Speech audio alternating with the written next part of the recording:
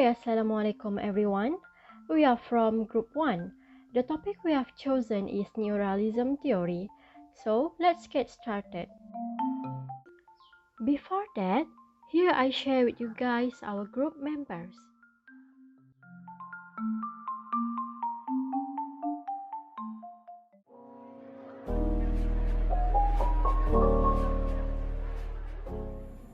The international system employed is anarchic according to neorealism, which holds that power is the most essential aspect in international relations.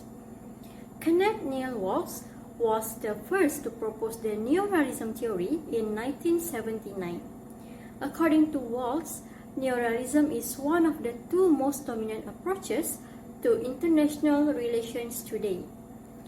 Neorealism is the deviation from Hans Morgenthau's classical realism ideology.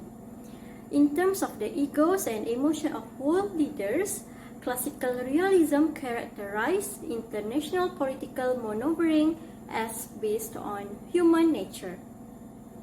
Structural realism claims that the arrangement principle determines the nature of an international structure, which is anarchy. The anarchist theory of international structure organization is decentralized, which means that there is no formal central authority in this system, and each sovereign state is formally equal. Defensive and offensive structural realism are two branches of structural realism. Defensive realism is that most states are concerned with ensuring their own security, while offensive realism holds that all states should seek for maximum power. Assalamualaikum, my name is Aina Ziha and I will be continuing with the factors of neorealism. Okay, the factors are such as the distribution of power, anarchy, polarity, capability, structure, and national interest. Okay, the first one is the first factor that leads to neorealism is that states are seen as the primary actors acting in a logical utility maximizing manner. Other actors such as international organizations or multinational companies are acknowledged by neorealists. Okay, these other types of participants, on the other hand, only have little impacts on actual changes in the international system and can thus be ignored. The second factor that leads to neorealism, the international system is characterized by anarchy or the lack of central organizing power. As a result, the maximization of authority is in the national interest or in order to ensure the state's survival. The particular domestic setup of states is thus immaterial to neorealists. The fact that states are true democracies or authoritarian regimes, for example, has no bearing on their international behavior. Because the international system is anarchy, governments are functionally identical and all want to maximize their authority in order to protect their security. Okay, at a minimum, states must want to ensure their own survival as this is necessary for pursuing other goals. This survival drive is a key factor influencing their behavior and in turn ensuring that states develop offensive military capabilities to counter foreign interventionism and as a means to increase their relative strength. Okay, because states can never be certain of future intentions of other states. A lack of trust among states forces them to be wary of relative power losses that could allow states of others threaten their very existence. This uncertainty-based lack of confidence is known as the security dilemma. Okay, for the third factor that leads to neorealism, the most important explanatory variable is the distribution of economic and military capacities, which can be taught as an systematic element. As a result, in order to explain new trends in international relations, one must look at the distribution of capacities. Okay, for instance, if state A rearm itself with a new type of weapon, increasing its capability, state B is likely to rearm as well or form a military alliance with another state to counter state A. Countries are considered to be similar in their needs, but not in their ability to meet them. The position of the ability states determines the distribution of capabilities. At that time, the structural distribution of capacity restricts cooperation between countries for fear of other states gaining relative benefits and possibility of dependence on other states. Each state's desire and relative capacity to maximize their relative power are mutually limited, leading to the balance of power that shapes international relations. Okay, it also gives rise to the security dilemma that all countries face. States balance power in two ways: internal balance and external balance. Okay. Internal balance occurs when countries develop their capabilities by growing their economies and or increasing military spending. On the other hand, external balance occurs when states join alliance to verify the strength of stronger states or alliances. That's all from me. Thank you. Assalamualaikum, my name is Natasha. I will explain the advantages and disadvantages of neoliberalism. First, we go to the advantages of neoliberalism. First, it creates a balancing of power in the international community. In the neoliberalism, if you have more power, the security can be guaranteed for your state. It is because security is the main factor in this theory. So the state must have the strong power to make sure their state are safe. Then it will give advantages to the state who have more power and stable power. But for the state who does not have the superpower, especially for the small or weak state, they need to create alliance with dominant state in the international community. So they also can get the same protection from that alliance. For example, the dominant alliance is United Nations. The next advantages is there is no prevention for the coalition for the state. Since there is no hierarchical power in the neoliberalism, the state may create coalition without needing to incorporate first, and they can create coalition as many as they want as long as it is to attempt their main factor, which is security. Other than that, it allows them to gain security to reduce the anarchy effect in the state. So by creating coalition, they can become dominant in the international community and also become hegemonies. Next, we go for disadvantages of neoliberalism. First, it will create trust issue among the state. It will make the state need to be always on the guard, especially for the coalition state, because they does not know what will happen in the future, since there is no hierarchical power in that community. This situation also can give impact and disadvantages to the small or weak state because it can threaten their security. In the neoliberalism, as we know, the state must not depend fully or rely on other states, even though you have create alliance to get protection. You also need to build up your security by improving your military, economy, and technology. So once the state have improved or upgrade their security, it will make other states feel insecure and may create a trust issue among them. As the anarchy in the neoliberalism create jealousy between the state, so they will always feel dissatisfied with other state. The second disadvantages is the state may have the limitation of power.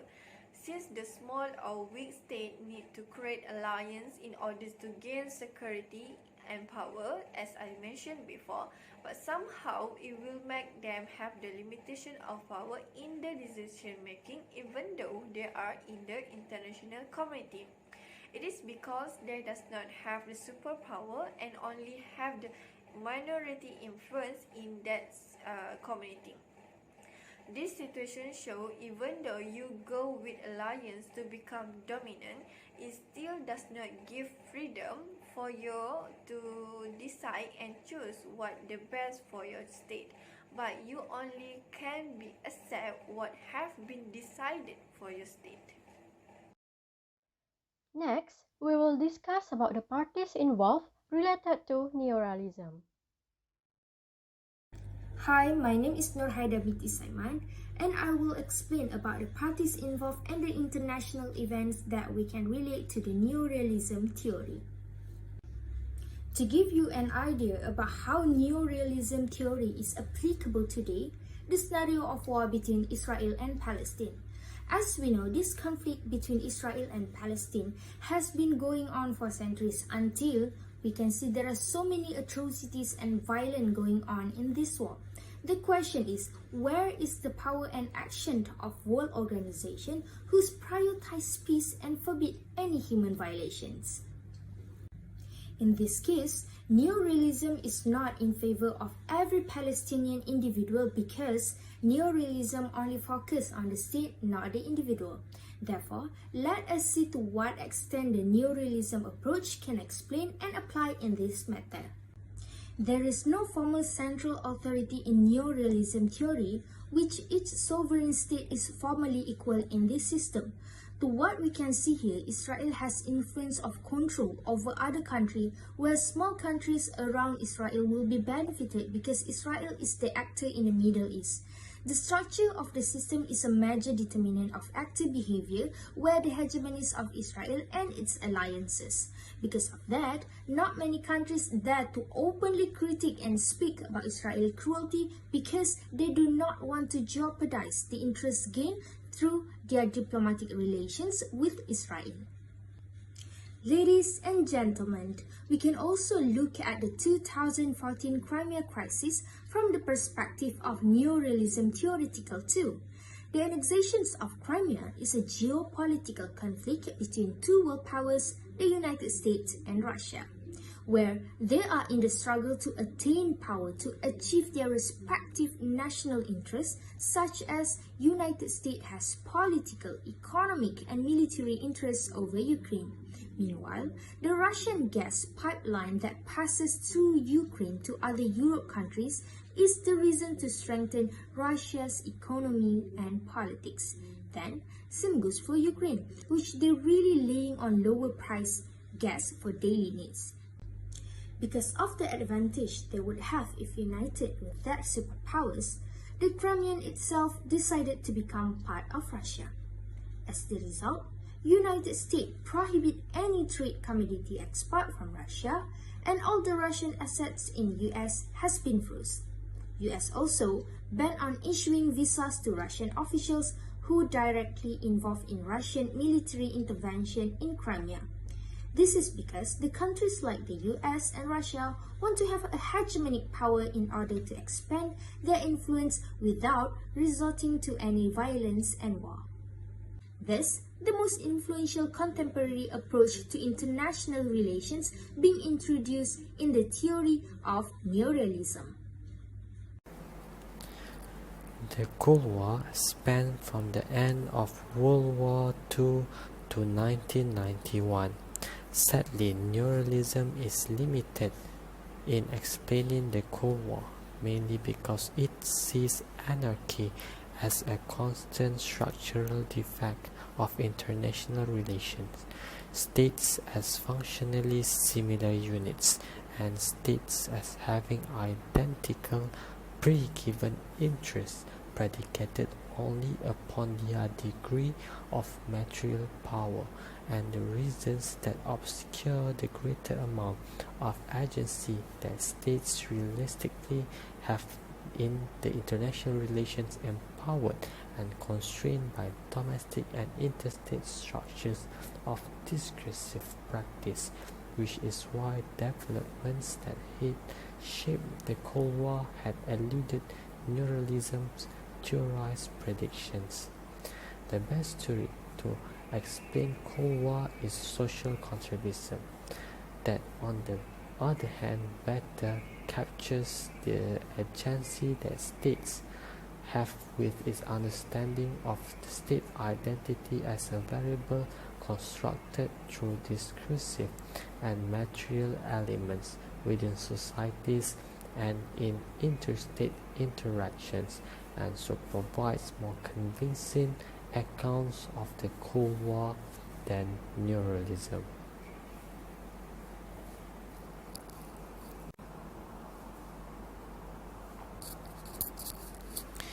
Here we came to the suggestions and recommendations that we feel can make neorealism theory much more better in understanding an event or conflicts.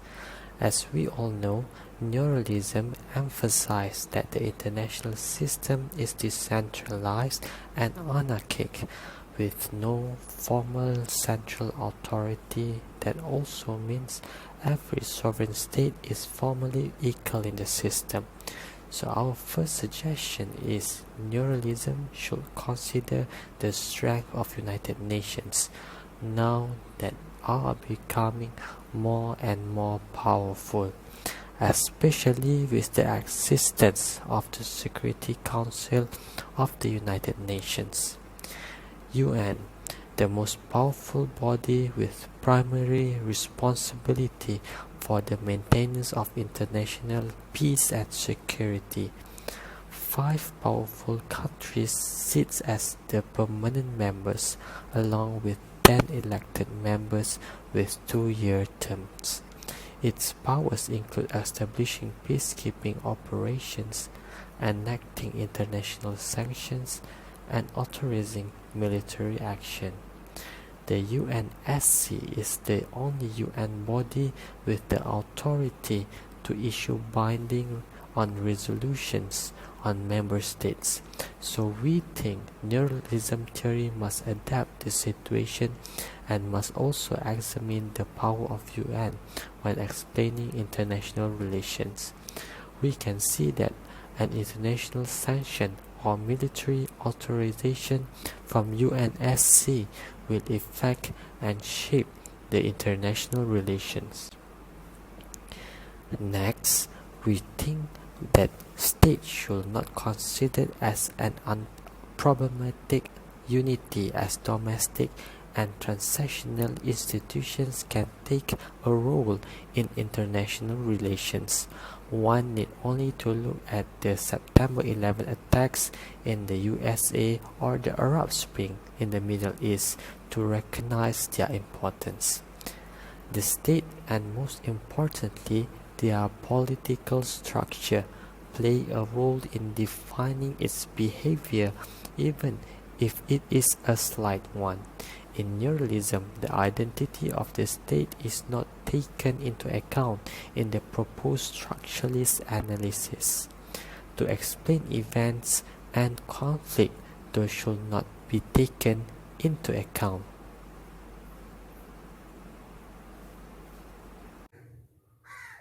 In conclusion, neorealism is an outgrowth of traditional balance of power or realist theories of international relations.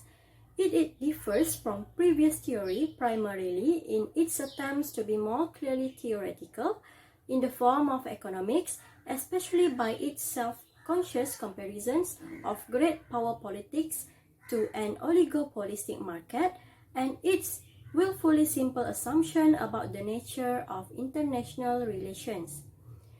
The negative of neorealism are that it generates trust concern within the state, requiring them to be always cautious that the state may have limited power, and that is reduce the importance of human nature. And that brings us to the end. Thank you everyone for listening. Bye bye.